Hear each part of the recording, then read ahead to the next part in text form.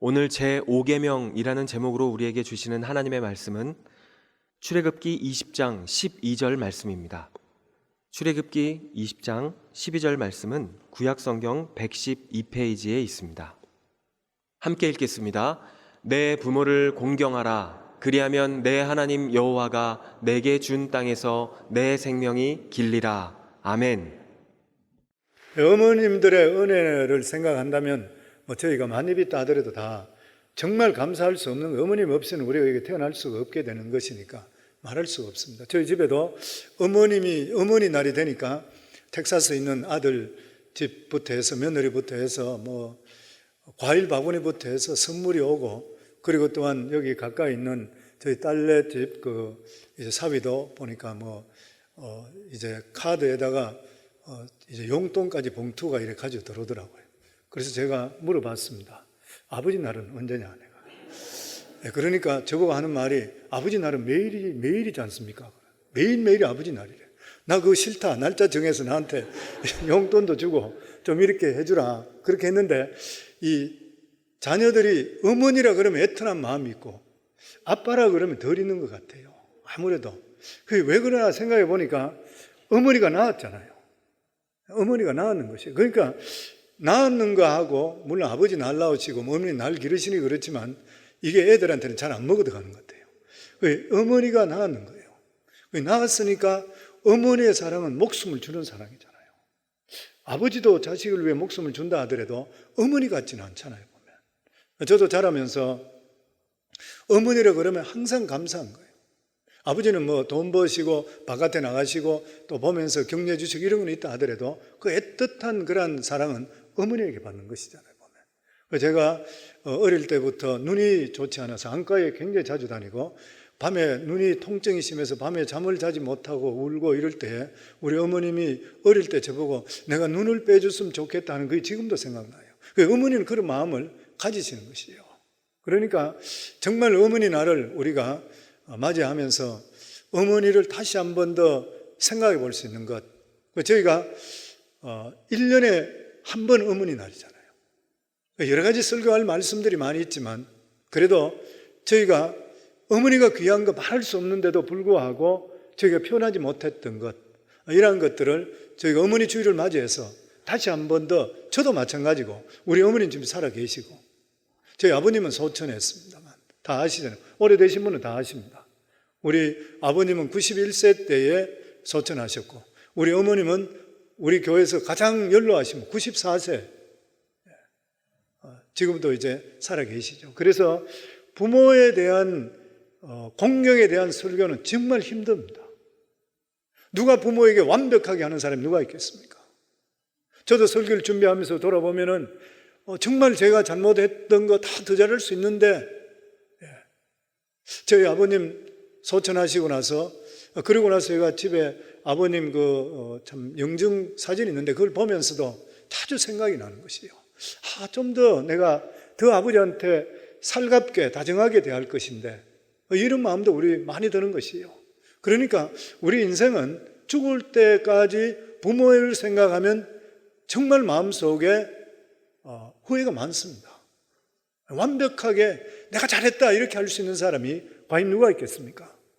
그럼에도 불구하고 1년에 한 번 어머니 주일, 어버이 주일을 맞이하면서 우리 자신들이 다시 한 번 더 하나님 말씀으로 돌아보는 것, 많은 말씀인데도 불구하고 다시 한번 비춰보는 것은 너무 중요하다 그렇게 생각합니다.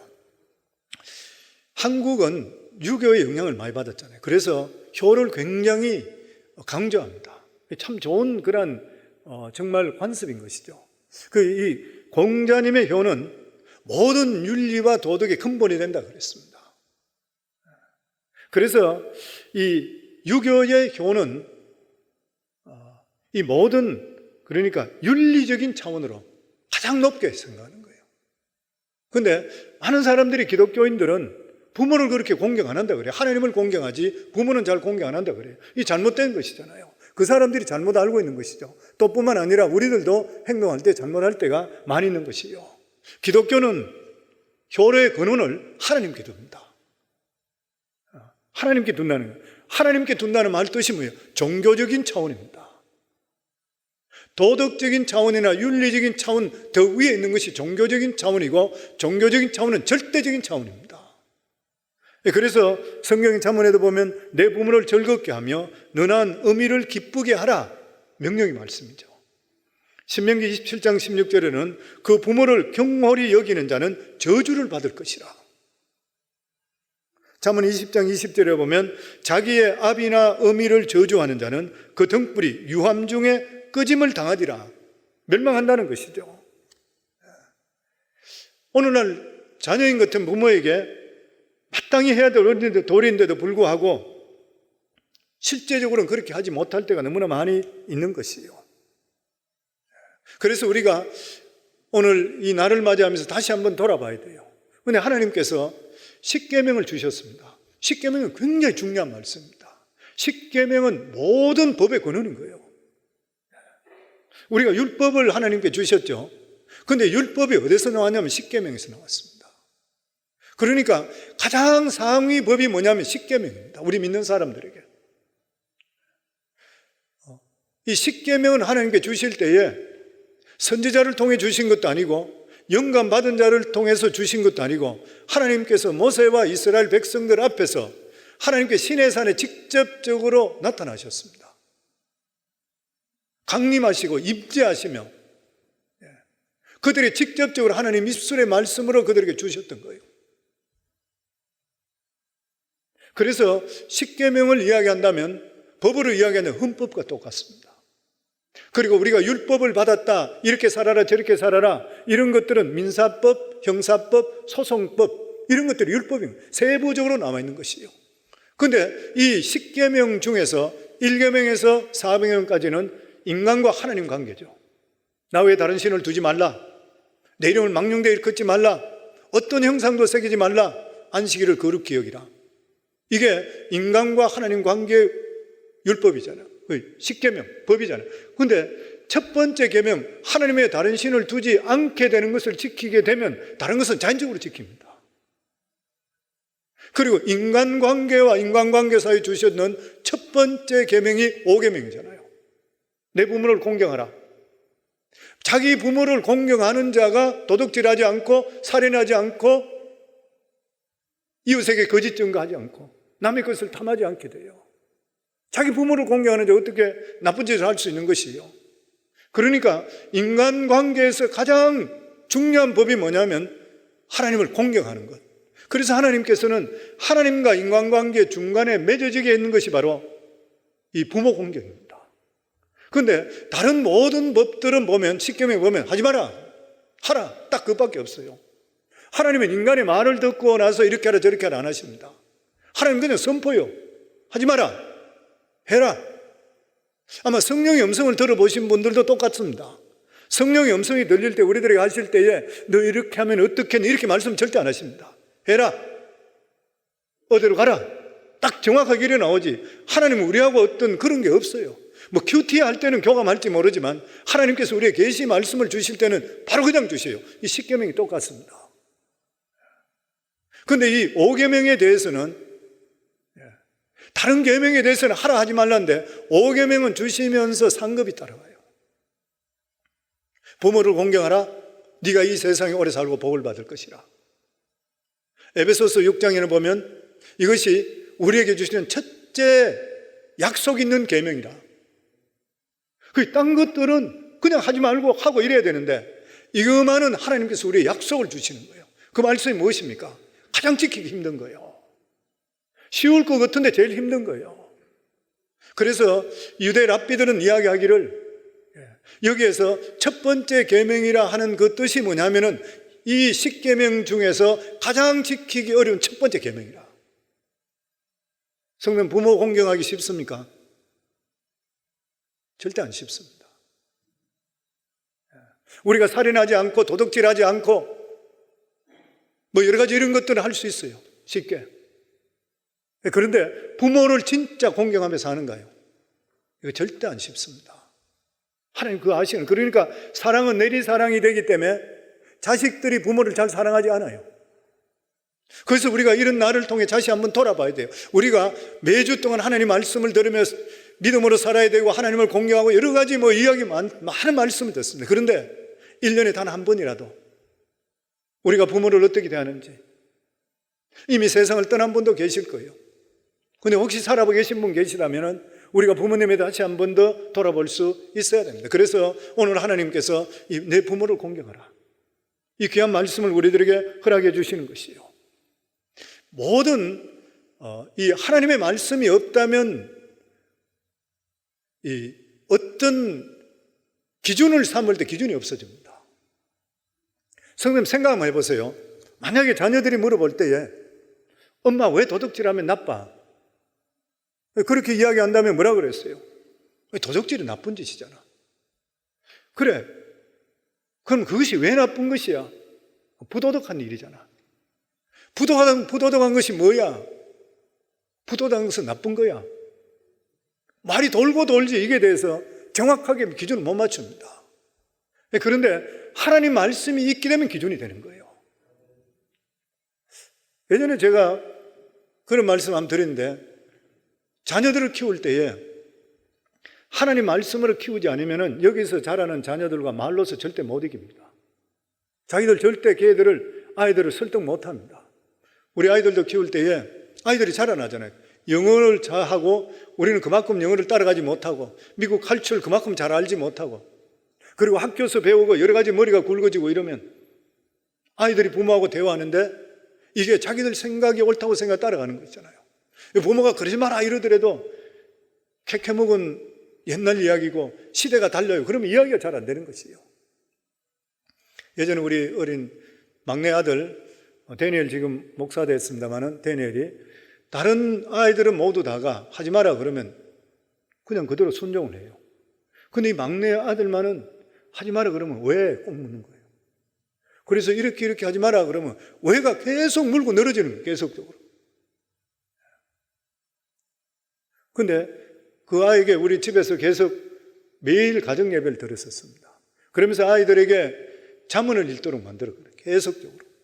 저희는 영어로 잠언을 읽고 아이들은 한국말로 잠언을 읽도록 해주고, 그러면서 잠언 매일 읽게 끝나고 나면 거기에 대해서 질문을 하고 토론하고 그런 시간들을 가졌습니다.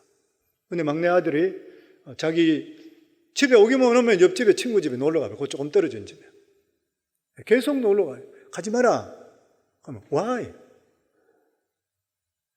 이야기해도 안 통해. 계속 가는 거예요. 가면 피자도 사주고 뭐도 주고 재밌게 놀고 좋대요. 그러면서 저녁까지 일이 있다고 그래 오는 거예요. 그래서 너 가지 마라. 그 집에 싫어한다. 아니, 그 집 좋아한대 자기가. 그 이야기가 안 돼. 아무리 이야기하더라도. 그러다가 저희가 잠언을 같이 읽을 때에 거기 보면 잠언이 무슨 말이 하면은 이웃집에 너무 자주 가지 말라. 그 집이 나중에 너희를 싫어할까 하노라 말씀이 나옵니다. 그 말씀 딱 주면서 하나님께서 이렇게 말씀해 줬다. 네가 아무리 그것을 지금 좋아할지 모르지만 사람들이 자주 보게 되면 그리고 거기서 귀찮게 생각할 수 있다.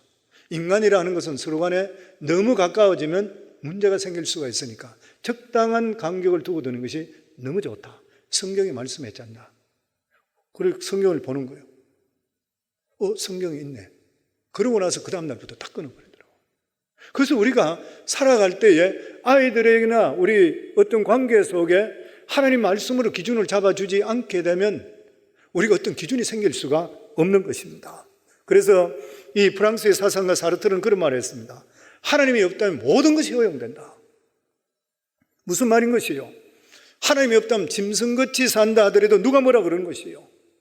사람이 짐승같이 살아서 안 되는 이유가 어디 있습니까? 돈만 따라가고 이기적으로 살고 나만 잘 되고 안 되는 이유가 어디 있어요? 찾을 데가 없어요. 근데 그게 안 된다는 이유가 어디 있어요? 성경이 나와 있잖아요. 성경 아니면 기준이 될 수가 결코 없는 것입니다. 더더욱이나 부모 공경은 다른 계명들보다 다른 이유가 뭐냐면은 시한부 계명이에요. 부모는 살아있을 때 공경하지 돌아가시고 나면 공경 못해요. 그래서 아내들도 남편에게 진짜 사랑받으시려고 그러면 남편의 부모인 시부모에 대해서 사랑을 주고 공경하고 남편 마음 아프지도 하지 말아야 돼요. 남편들이 하고 싶어도 마음대로 못할 경우들이 많이 있잖아요. 그러니까 잘 보고 나서 해주게 되면 그 사랑이 돌아오게 되어 있습니다. 그래서 옛날 말에 그 말 있죠. 풍수지탄이라. 세상을 돌아다니다 보니까 세 가지 자기가 잘못한 것이 있는데 그 중에 가장 큰 잘못이 뭐냐면 돌아다니면서 자기는 돌을 닦는다고 했지만 돌아왔을 때에 부모가 세상을 떠나고 없더라. 얼마나 가슴 아픈 일이에요. 할 수가 없는 것이에요. 그렇기 때문에 부모님이 있을 때에 저희들이 살아가는 삶은 항상 부모를 공경하는데 부모를 공경하는 것이 무엇이에요? 부모 앞에 겸손해야 됩니다. 부모가 자기보다 공부를 덜 했다, 여러 가지 단계 부족하다, 그래서 부모를 멸시하는 것, 가슴 아프게 만드는 것이에요. 어느 간증에 보니 그런 말이 있었어요. 이 아들이 크면서 감기를, 시골에 아주 어려운 가정에 사는데 이 아버지가 이 아들을 너무 사랑해. 감기가 걸리고 이러면 아버지가 혀로서 감기 그 콧물을 어쨌든 닦아줬대. 그 정도까지 사랑하고 애를 그렇게 키웠대. 그리고 논 팔고 뭐 밭 팔고 애가 일본으로 유학 보냈던 거예요. 아들은 아주 거기서 공부도 잘하고 잘 컸어요. 그리고 돌아왔어.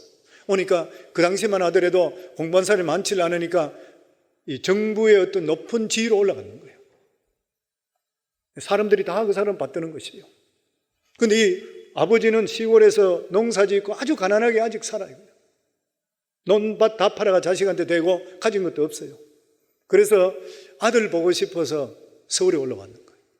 그래서 아들이 있는 그 정부 청사에 그곳에 들어가는데 밑에서 수위가 누구시냐고, 누굴 찾느냐 그러니까 아들 이름을 대는 거예요. 아들이 그 이야기를 듣고 연락받고 나서, 그러고 나서 밑으로, 현관 밑으로 내려다 보니까 바지 저고리 입고 시골 노인 하나가 그냥 서가 이제 자기 아버지라.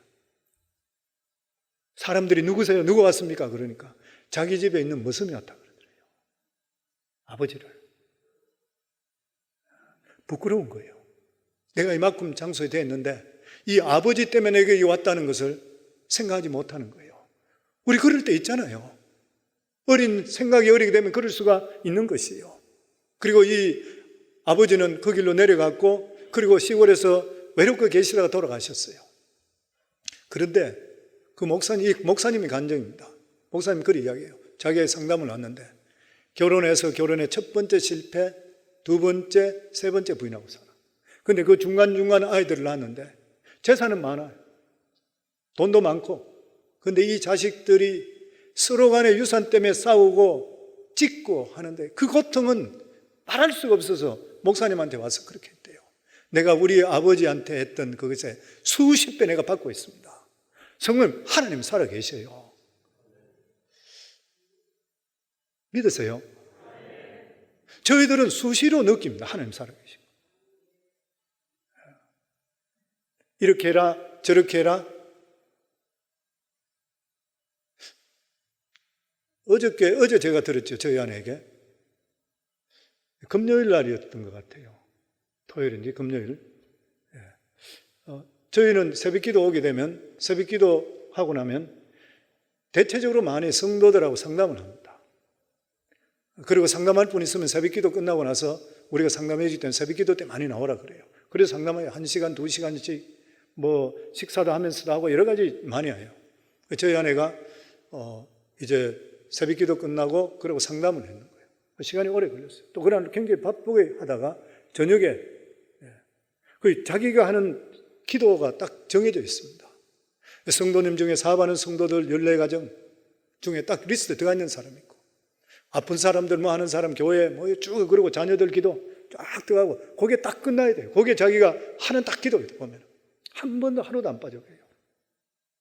그런데 자기는 기도를 했다고 생각하고, 사람들 새벽 기도 왔으니까, 그리고 기도하고 그러고 나서 밤에 조금 일찍 잤. 너무 피곤하니까 좀 일찍 잤대.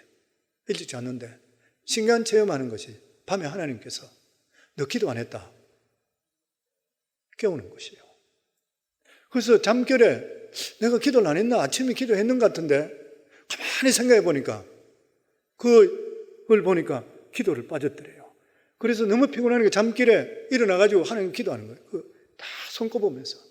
그러다가 자기도 모르는 사이에 잠이 또 드는 것이에요. 잠이 깜빡 드는데 좀 있으니까 너 기도 덜 했다. 일어나라. 또 벌떡 일어나. 3번을 깨워주세요. 그리고 우리 자녀 기도까지 다 끝날 때까지 3번 기도 주시대요. 정말 신기한 체험이었대요. 그래서 그 기도 끝나게 만들어 주셔요. 저는 그거 100% 믿거든요. 저도 어떨 때 기도할 때, 새벽에 일어날 때, 못 일어날 때든지 이런 일이 있을 때는 야 이놈아 일어나라! 음성이 들리는 거예요. 깜짝 놀라 일어나는 거예요. 성령 하나님은 살아계시고 오늘 이 자리에 와 계신 거 있으세요. 알고 계셔요. 그리고 우리가 하나님께 드려주는 기도 다 알고 계셔요. 그리고 우리가 하나님께 드려주는 이러한 기도 중에 빠지길 원하지 않으셔요. 기도 시간 채우시기 바랍니다. 아멘.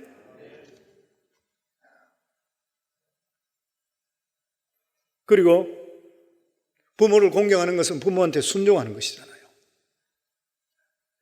잠언 30장 17절에 보면 아비를 조롱하며 음이 순종하기를 싫어하는 자의 눈은 골짜기의 까마귀에게 쪼이고 독수리 새끼에게 먹히리라. 이 아비를 조롱하는 것, 어머니 순종하기 싫어하는 자는 눈은 골짜기 까마귀에 쪼인다. 이 객사한단 말인 것이죠. 골짜기에서 죽는다는 것이죠. 물질 만능만 위주로 살아가는 거란 사람, 이런 사람은 돈이 최고로 생각하는 사람은 자기 부모가 돈이 있어야 대우를 해줘요. 지식이 최고로 생각하는 사람은 저 부모가 지식이 있어야지 대접을 해주는 것이에요. 그런데 성도님들 절대 오해하지 말아야 될 일이 뭐냐면은 부모의 권위는 하나님이 주시는 권위입니다. 돈이 있고 말고 능력이 있고 말고 전혀 상관없어요.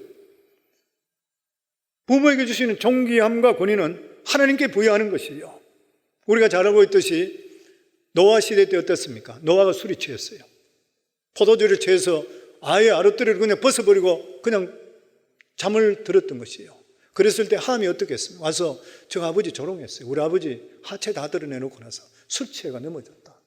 저렇게 자고 있다.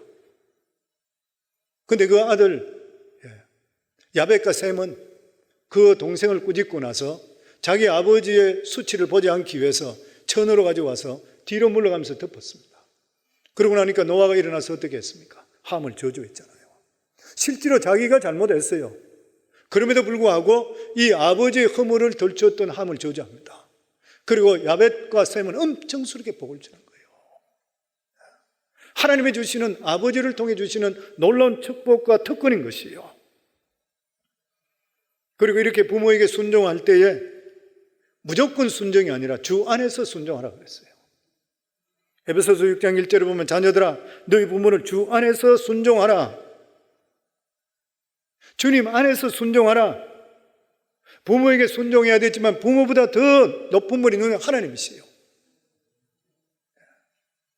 부모가 만약에 교회 가지 말라, 성경 읽지 말라, 신앙생활 하지 말라 그러면은 하나님 말씀 먼저 드려야 된다는 거예요. 주 안에서 순종해야 돼요. 그리고 세 번째 우리가 생각할 것이 부모의 은혜를 절대 잊지를 말아야 돼요. 그런 말이 있잖아요. 보면 독일 격언에 그런 말이 있다 그래요. 한 아버지는 10아들을 길러내지만 10아들은 한 아버지를 복양 못한다 그래요.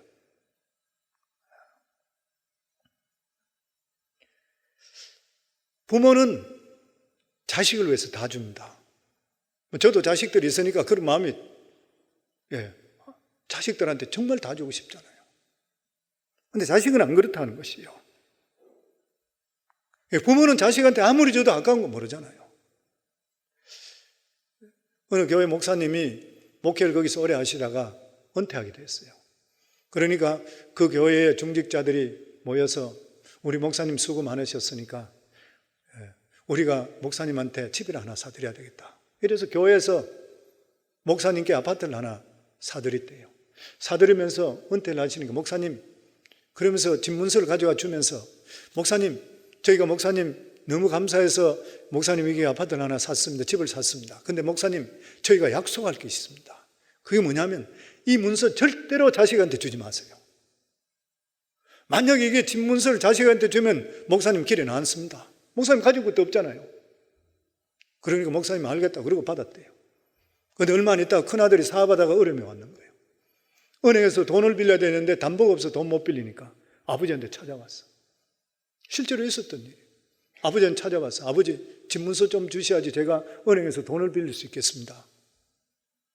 그러니까 아버지가 고심하다가 아들에게 집문서를 줬어요.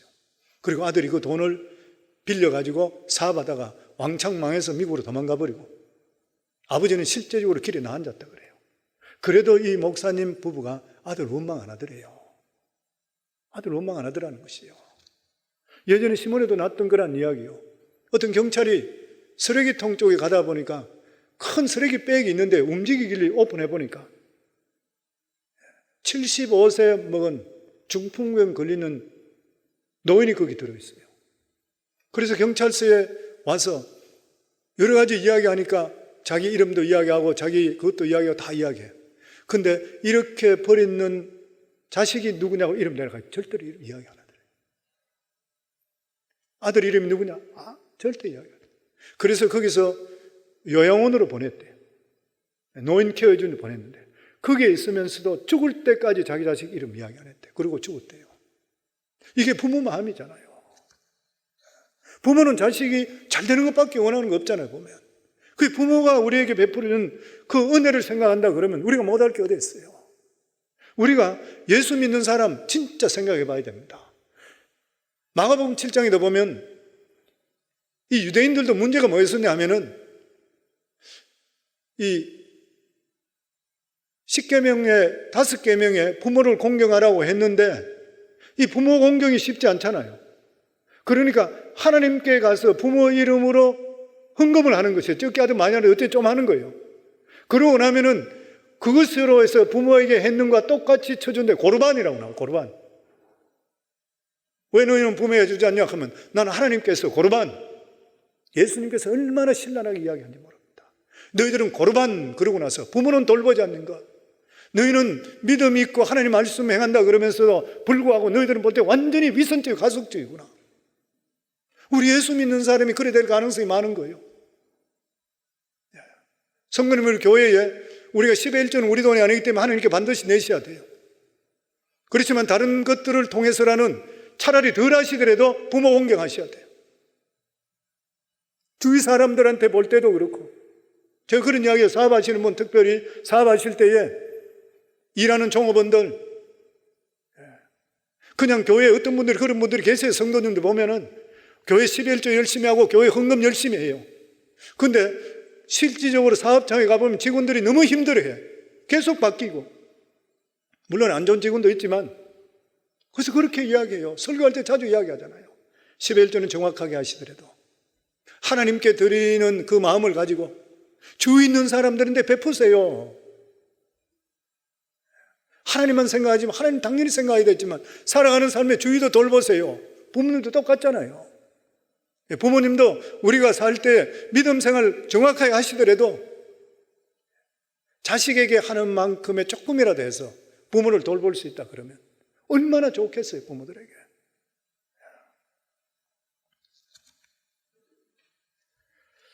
그리고 또한 부모를 공경하는 방법은 혹시나 예수 믿지 않는 부모가 있다면 예수 믿게 하는 만큼 더 큰 효자는 없잖아요.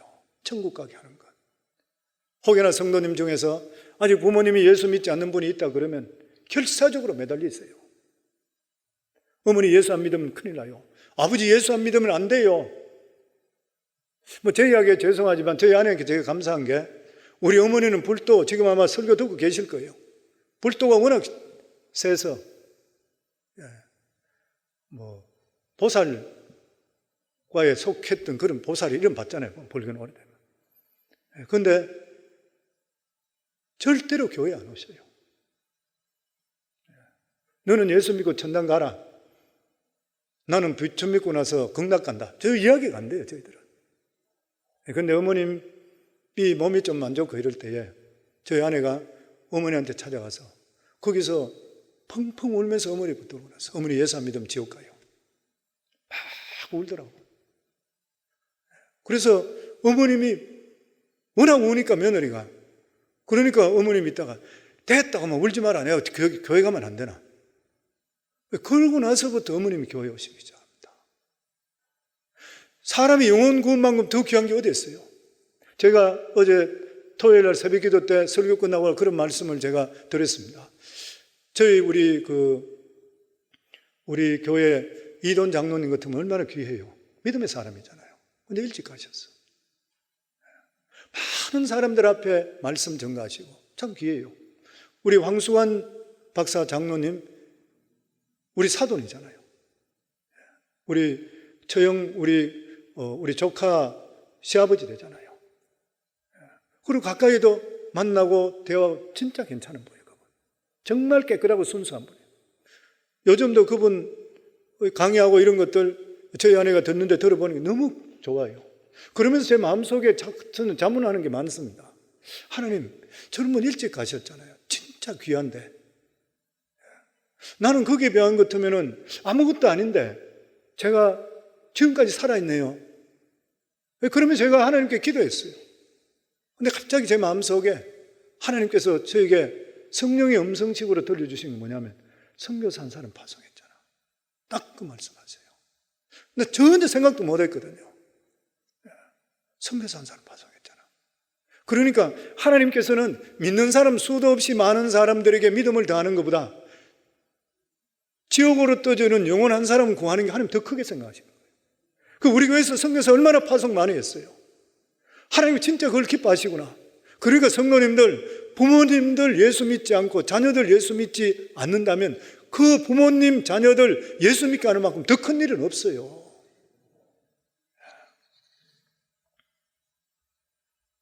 그리고 또한 이 부모 어버이날을 맞이하면서 저희가 다시 하나 더 생각할 것이 뭐냐면은 왜 부모들이 존경받지 못하는 것인가? 말세기 때문에 그렇다. 말세는 그런 현상이 반드시 일어난다. 디모데후서 3장 1절로부터 보면 너는 이것을 알라. 말세에 고통하는 때가 이르니 말세는 고통을 당한대요. 사람들이 자기를 사랑하며 자기 사랑한대요. 남 생각 안 하고 돈을 사랑하며 자랑하며 이 돈 가진 게 최고라. 한국에는 요즘 들어보니까 돈 때문에 카스트 제도가 생긴다 할 정도로 인도와 마찬가지로 불가촉 천민이 생기고 감히 돈 있는 사람이 없는 사람은 죽어도 못 따라갈 정도. 그 여기 보면 돈을 사랑하며 돈을 자랑하며 교만하며 비방하며 부모를 거역하며 말세에 일어나는 것이 뭐냐면 부모를 거역한대요. 감사하지 아니하고 그리고 거룩하지 않대요. 이게 말세의 징조라는 거예요.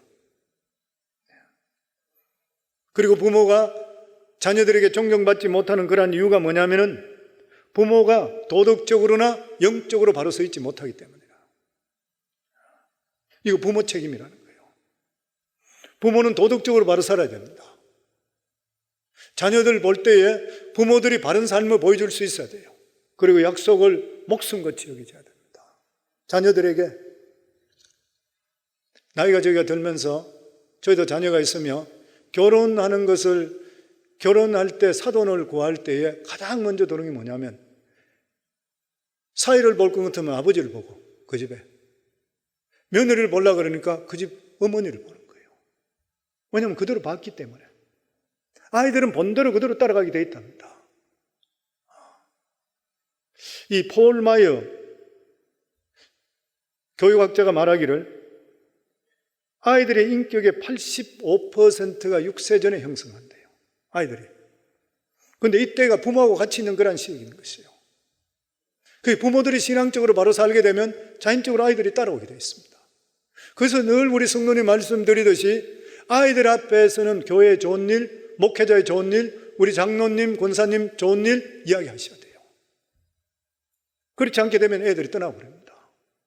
좋은 일들 계속해 줘야 돼요. 그리고 아이들에게 약속했는 것은 부모님들이 꼭 지키는 모습, 이런 모습 보여줘야 돼요. 뭐 그런 고사가 있죠. 중국의 정자라는 분 있었는데 자기 아내가 시장에 가려고 하니까 아들이 엄마 시장 따라가겠다고 매달리고 울고 뒹굴어지고 이러니까 어머니가 아이에게 내가 시장 가서 돼지고기 사와서 너에게 구워주겠다. 그러니까 따라오지 마라. 내가 갔다 오겠다. 그러니까 애가 돼지고기 먹는다고 안 따라가고 좋아서 그냥 남았대요. 근데 이 부인이 갔다 오면서 그는 입으로 발리는 말이고 돼지고기가 얼마나 비싸고 고기가 힘든 일인데 그래서 그냥 장보고 그냥 왔대. 남편이 자기 부인 오는 걸 멀리서 보고 나서 그러고 나서 집에 들어가 자기 집에 딱 한 마리 남은 돼지를 잡습니다. 부인이 와서 소리 우리 전 재산을 돼지를 잡으면 어떡하냐. 그러니까 당신이 이 아이에게 이야기할 때에 시장 갔다 돌아올 때는 반드시 돼지고기를 사와서 아이에게 굽어주겠다 이야기했잖냐. 당신이 하지 않았으니까 우리가 남아있는 게 돼지잖냐. 이 돼지 한 마리 잡는 것보다 아이에게 부모의 말이 정직하고 지켜준다는 걸 보이는 게 더 중요하다고 그랬다 그래요. 얼마나 귀한 일인 것이에요.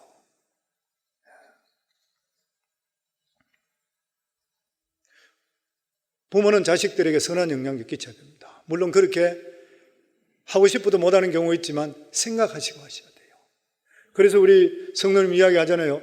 부부간에 싸우더라도 자동차에 들어가 싸우든지 아이들 보지 않는데 싸우라고. 아이들이 상처가 되는 거예요. 히틀러가 유대인들을 그렇게 싫어했던 이유가 있다 그러죠. 히틀러 아버지는 행상을 했다 그럽니다. 한 번 나가면 3일씩, 일주일씩, 어떨 때는 한 달씩 바깥에 나가서 장사하고 돈을 벌어서 왔다 그래요. 근데 이 어머니가 외로워서 외간 남자하고 바람이 나버렸어요. 그 외간 남자가 바람이 났는 사람이 누구냐면 유태인입니다. 그래서 히틀러가 몇 번 어머니에게 다투듯이 어머니 그러지 말아라고 난 너무 싫다고 유태인이 너무 싫다고 그렇게 했는데도 어머니는 그걸 받지 않고 계속 그랬대요. 나중에 히틀러가 장성하고 나서 권력을 잡는 순간에 유태인들 다 죽인다는 거예요. 교육 때문에 그랬어요. 자랄 때 부모님들이 자녀에게 상처를 주는 거예요. 자랄 때 부모님들이 자녀들에게 여러 가지 큰 상처를 주게 되면 자녀들이 결혼 생활도 힘들어지고 사회생활도 힘들어지는 경우가 있습니다.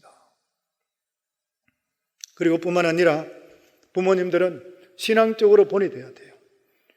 열심히 지혜롭게 신앙생활을 해야 됩니다. 부모가 하나님께 순종하는 모습 그리고 기뻐하는 모습 보면 자녀들은 자연적으로 믿음 안에 들어와요. 부모가 예배당 가는 것을 형식적으로 생각하고 적당히 다녀와서 살아가는 삶은 일반 생활과 똑같아 되면 자녀들은 절대로 그 부모 추라스 안 합니다. 신앙적으로. 오늘 청소년 사역자들은 이야기를 많이 듣잖아요. 아이들이 교회에 늦게 와요. 그래서 청소년 사역자 묻는데 왜 교회에 늦은데 가요? 부모가 늦게 일어나서. 부모가 아니면 내가 어떻게 올 수 있나? 그러면서 아이들이 청소년 사역자 우리 부모를 위해서 기도 좀 해달라 그런대요. 뭐 애들 이 정도 되는 애는 그래도 믿음 있는 아이인 것이죠. 근데 아이들이 부모의 믿음을 추라스 하겠습니까? 안 하는 것이에요. 우리 교회는 밖으로는 해외 선교, 안으로는 자녀 선교입니다. 항상 말씀드리듯이 우리가 내가 가지고 있는 이 믿음을 자녀들에게 전수해 주지 못한다 그러면 겉으로 볼 때는 남는 장사 같은데 안으로는 손에 이만저만 보는 장사예요. 그래서 자녀는 선교적인 차원으로 접근해야 됩니다. 몸에 명심하셔야 됩니다. 그냥 버려두면 믿음 안에 들어오는 건 천만에요. 물론 그럴 수도 있겠죠. 극히 드문 거예요. 그래서 루이스 부시는 이런 말을 했습니다. 선교에 보면은 템포리 윈도우라고 있어요. 템포리 윈도우가 뭐냐면은 지구상의 위도 10도에서 40도 사이가 대부분의 미전도 종족이든지 복음이 거의 안 들어간답니다. 템포리 윈도우라고 그러죠. 근데 이분은 이야기를 414 윈도우라고 그래요. 그게 4살에서 14살, 그 10년 동안의 인격이 완전히 형성되는 기간이에요. 414 윈도우. 근데 미국에서 복음을 받아들인 사람의 85% 이상이 4살에서 14살에 복음을 받아들였대요. 그만큼 나이가 들어서는 복음을 받아들이기가 힘든다고 하는 것이에요. 그러니까 자문의 말씀대로 마땅히 행할 것을 아이에게 가르치라. 그래야면 늙어도 그것을 떠나지 아니하리라. 그런데 미국이나 유럽이나 한국이나 기독교 교육 다 실패했잖아요. 교회 청년들이 없다 그래요. 안 들어온다 그래요. 그런데 유독 유태인만은 자녀의 교육에 신앙교육에 성공했습니다.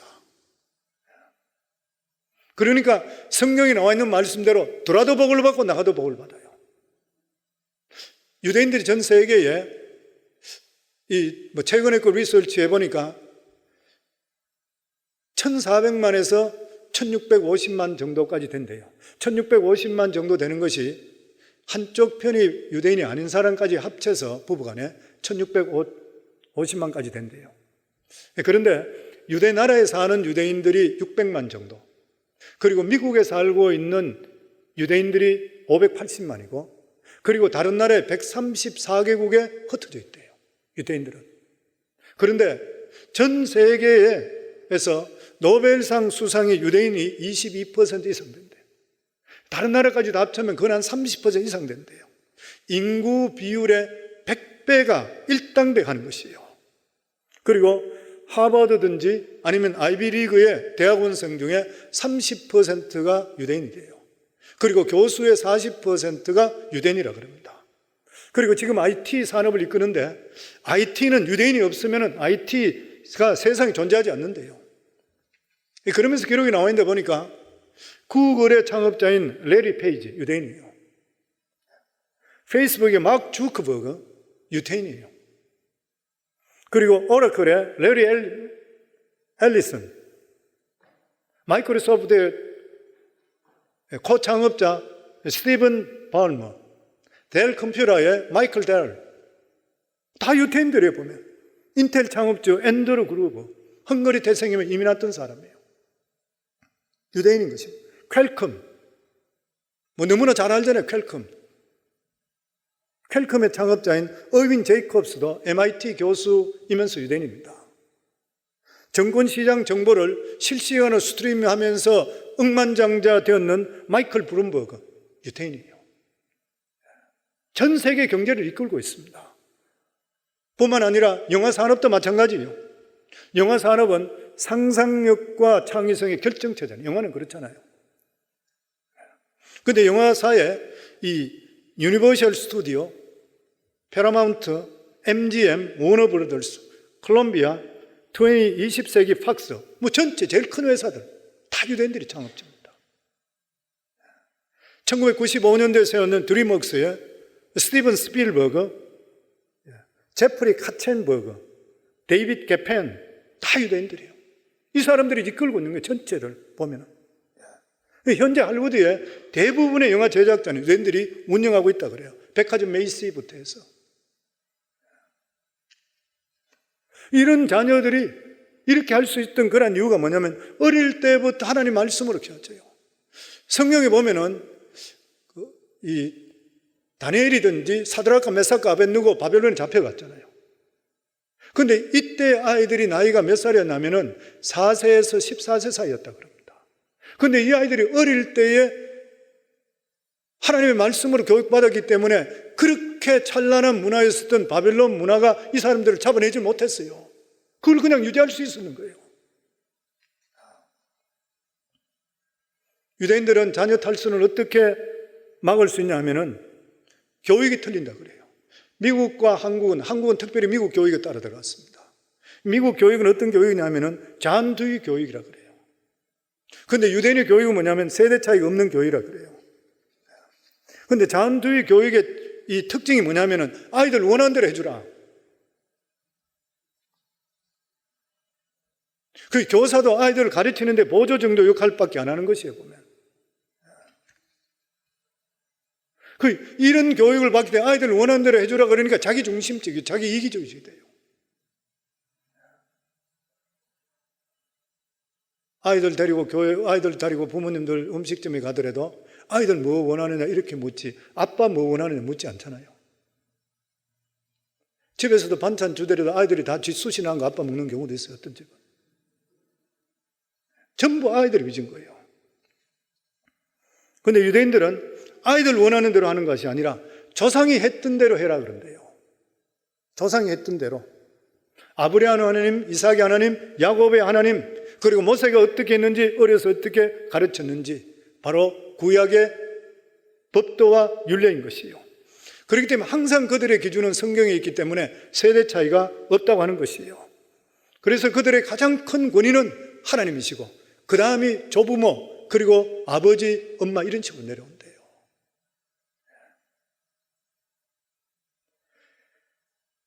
자한두의 법칙은 학교에만 데려다 주고 전문가가 가르치면 된다 그래요. 근데 유대는 그게 아니고 가정에서 가르치라 그래요. 오늘날 교회도 마찬가지예요.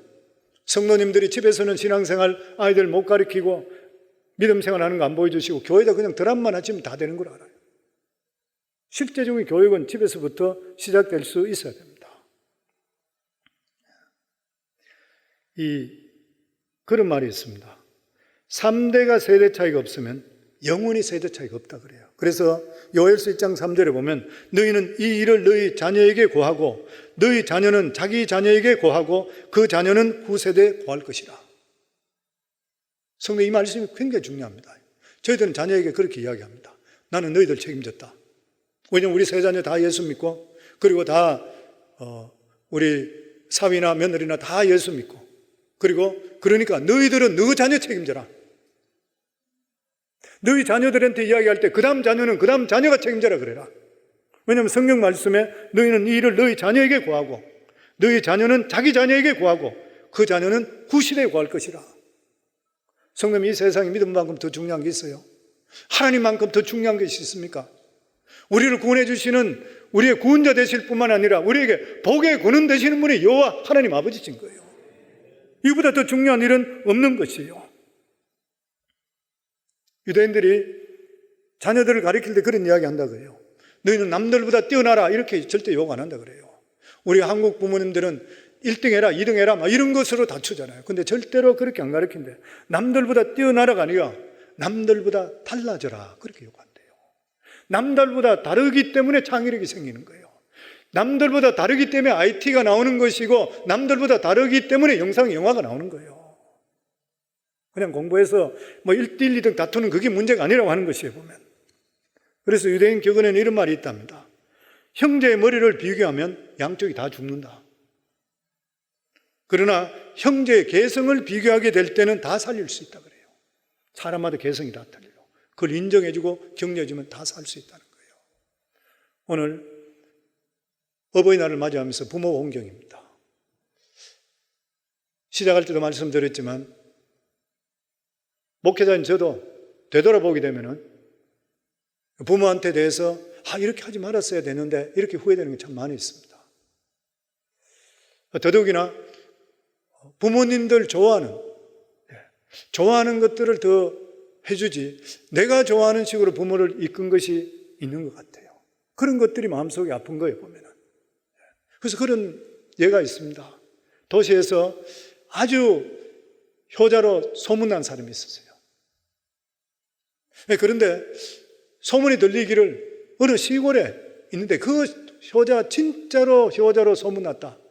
그러니까 도시에 있는 사람이 그 효자가 누군가 배우겠다고 배우러 갔대요. 가서 보니까 그 효자 아들이 산에 가서 나무를 하고 나무를 한 점 짊어지고 집에 들어온 거예요. 그러니까 어머님이 아들을 보자 안에 들어가서 부엌에 들어가서 뜨거운 물을 가지고 막 가지고 물을 가져오더니만 찬물하고 섞어서 아들을 보고 나서 말 위에 앉도록 하거나 어머니가 아들 발을 막 씻어주는 거예요.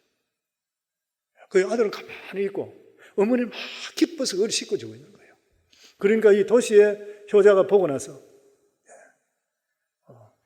내가 당신이 효자로 이렇게 와서 봤는데 진짜 당신 같은 부르자가 어디 있나? 어떻게 해서 어머니가 이 아들 발을 씻어주고 있냐? 그러니까 그 아들이 그렇게 이야기했다 그래요. 시골 효자가. 저는 내가 효자인지 아닌지 저는 모르겠습니다. 그런데 제가 이렇게 와서 어머니가 발을 주고 싶어 하실 때 발을 내놓을 때 어머니가 그렇게 기뻐하죠. 얼굴이 환해 어머니 기뻐하는 거예요.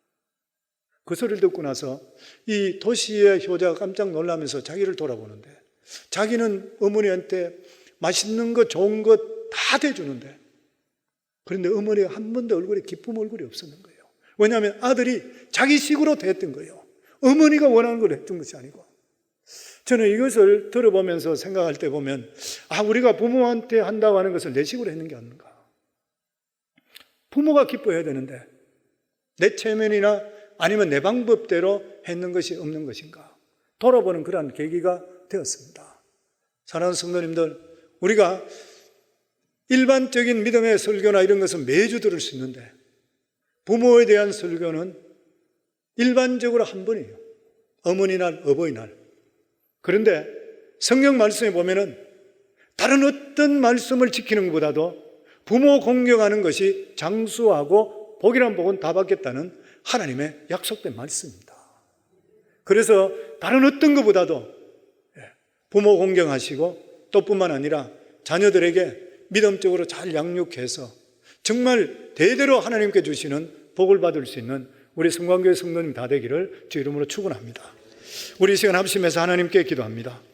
저희들 이 시간 합심해서 하나님께 기도할 때에 하나님 저희들의 삶을 다시 한번 돌아봅니다. 아버지 하나님, 우리가 효도를 하더라도 내 식으로 한 것이 없는지요?